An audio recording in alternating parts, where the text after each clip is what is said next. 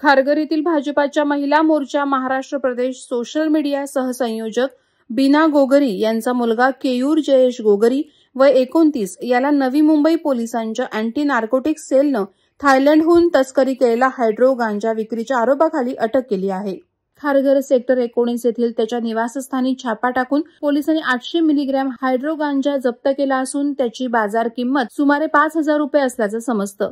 गुप्त माहितीच्या आधारे अँटी नार्कोटिक्स सेलचे वरिष्ठ पोलीस निरीक्षक संदीप निगडे यांच्या पथकानं 30 ऑक्टोबर रोजी खारघर येथील शिवसाई इमारतीतील गोगरीच्या अपार्टमेंटवर धाड टाकली। यावेळी प्लास्टिक पाकिटं, क्रशर आणि डिजिटल वजन काटा सापडला।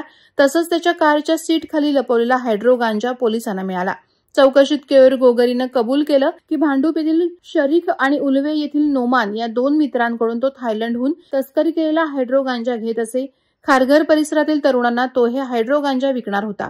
पोलिसांनी या प्रकरणी NDPS कायद्याअंतर्गत खारघर पोलीस ठाण्यात गुन्हा दाखल केलाय। जप्त हायड्रो गांजाचा थायलंडशी थेट संबंध आहे। गुन्ह्याचा पुढील तपास पोलीस करत असून या आंतरराष्ट्रीय तस्करी नेटवर्कमधील 2 पुरवठादारांचा शोध सुरू आहे। वादळवारा लाईव्हसाठी न्यूज ब्युरो पनवेल। नवी मुंबई व रायगड जिल्ह्यातील ताज्या बातम्या आणि घडामोडींसाठी सबस्क्राईब करा वादळवारा लाईव्ह चॅनल आणि दाबा बेल आयकॉन।